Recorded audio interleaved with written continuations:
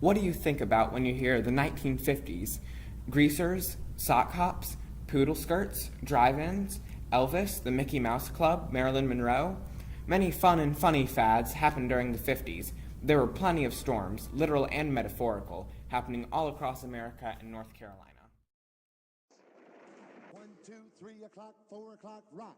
5, 6, 7 o'clock, 8 o'clock, rock. 9, 10, 11 o'clock, 12 o'clock, rock. We're gonna rock around the clock tonight. Put your glad rags on, join me home. We'll have some fun when the clock strikes 1. We're gonna rock around the clock tonight. We're gonna rock, rock, rock till broad daylight. We're gonna rock around the clock tonight. The first rumble of thunder occurred on the 17th of May in 1954 when the Supreme Court stated in Brown v. Board of Education that schools weren't allowed to separate by race anymore because it was unconstitutional. It did not make it illegal to segregate in public schools, but it did give African American families the tools to get their children in a white public school if they worked for it. When the U.S. Supreme Court ruled in the landmark Brown v. Board of Education decision, William B. Umstead was governor of North Carolina. Umstead's calm reaction was in the state's tradition of reasoned moderation. He reluctantly accepted the decision and appointed a 19-member commission chaired by Thomas J. Pearsall of Rocky Mount. Thomas J. Pearsall was a Rocky Mount businessman who was also a former Speaker of the House in the North Carolina General Assembly. Thomas Pearsall's wife, Elizabeth, was proud of his actions and was interviewed by Walter Campbell at her home in Rocky Mount, North Carolina. On May 25, 1988, Mrs. Pearsall read from notes she shortly made after the Pearsall Plan was initiated. Mrs. Pearsall read, quote, "Before Governor Umstead said, Tom's committee turned in a report recommending a pupil assignment law, giving local schools boards power to assign children to schools, weighing each case as it came up with regard to community harmony, ability to applicant, and geographical location of schools to which admission had been applied for in relation to resident of applicant. And so, fourth, while other states were doing loud talking and worsening interracial relations by saying, defiantly that they would not integrate, or on the part of the whites, NAACP declaring publicly that it would push relentlessly for integration. North Carolina made no extreme statements. Tom searched for a positive approach to the question and came up with it one hot summer day as Paul Johnson, the governor's aide, sat with us in our sunroom. The positive attitude, it was decided, as the three of us sat there, was to talk every day of preserving the public schools. My contribution to their discussion was a suggestion to dramatize the situation by changing the word preserve to save. Harry Golden responded to Brown versus Board of Education and Pearsall Plan storm in a humorous way. Harry Golden was a Jew who immigrated from the Austrian-Hungarian Empire to New York City with his parents. Harry's fame came as an adult when he moved to Charlotte to write for the Labor Journal, and later the Charlotte Observer. The fine quotes from Mr. Golden were published in New York Times as a part of the obituary on October 3, 1981. He pointed out that whites and Negroes stood at the same bank teller's window, walked through the same five-and-dime stores, wheeled wagons in the same supermarkets. Therefore, to maintain sitting-down segregation and at the time uphold the Supreme Court on integration.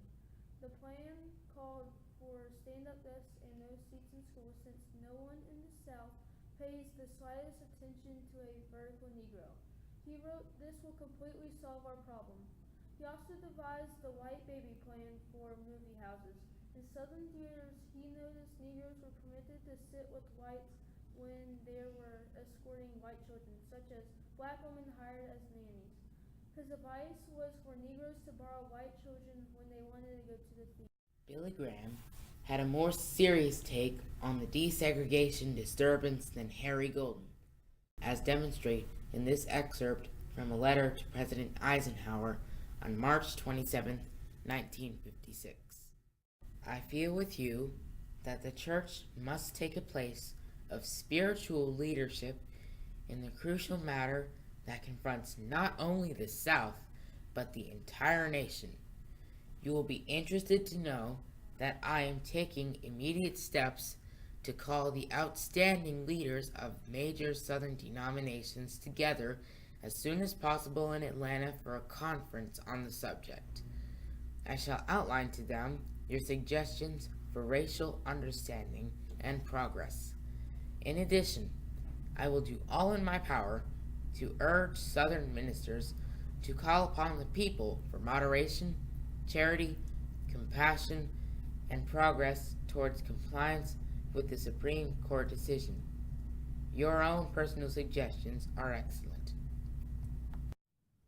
In an excerpt from another letter to President Eisenhower, June 4th of the same year, Mr. Graham wrote, "As soon as possible after our talk in March, I went quietly to work along denominational leaders in the South. I had several private meetings with outstanding religious leaders of both races, encouraging them to take a stronger stand in calling for desegregation and yet demonstrating charity and, above all, patience. I met with excellent and overwhelming responses. During the past few weeks, I have addressed a number of Protestant religious conferences. I have also spoken at Negro universities. On each occasion, I laid before them what I consider to be a sensible program for bettering race relations. I believe the Lord is helping us, and if the Supreme Court will go slowly and the extremists on both sides will quiet down, we can have a peaceful social readjustment over the next 10-year period." Segregation was not the only squall in the state or nation. Hurricane Hazel was a literal storm. Hurricane Hazel was the first Category 4 hurricane that formed to directly hit the North Carolina coast. She formed in the Caribbean Sea on October 5, 1954. She was the 8th hurricane to hit the USA in 1954. Some records say Hurricane Hazel killed between 400 and 1,000 people. Her track started Haiti, killing close to 500 people there. The next stop was North Carolina, where the coast was battered with 150-plus mile-per-hour winds, with a storm surge over 12 feet. There was only one death in Rocky Mountain. Edgecombe County tobacco farmer Luther Dudley Walters, who was 54, was killed by a tree falling on his barn. The hurricane hammered Rocky Mount with 95 mile-per-hour winds.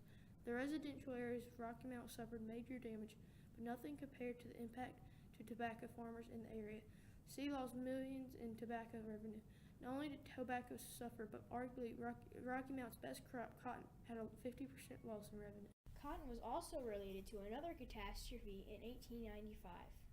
David and John Cooper, with investors, began organizing a cotton mill called the Henderson Cotton Mill. In the 1930s, they remodeled the mills to keep up with the new technology. This improvement caused the company to lose money.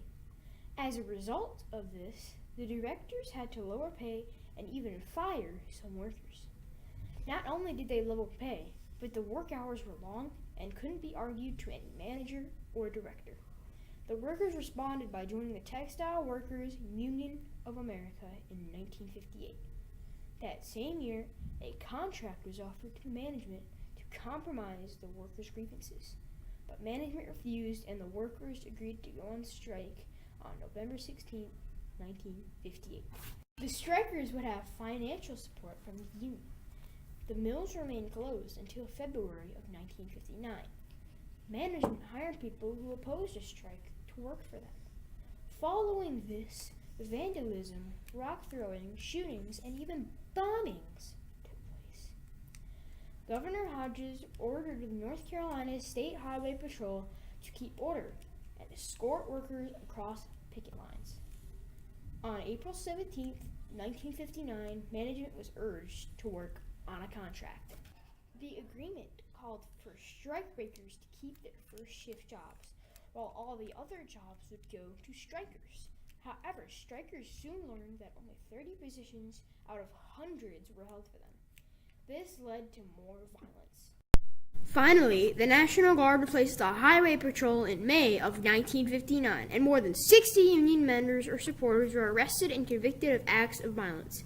The strike did not officially end until June 1st of 1961. All storms pass, and the ones in North Carolina did too.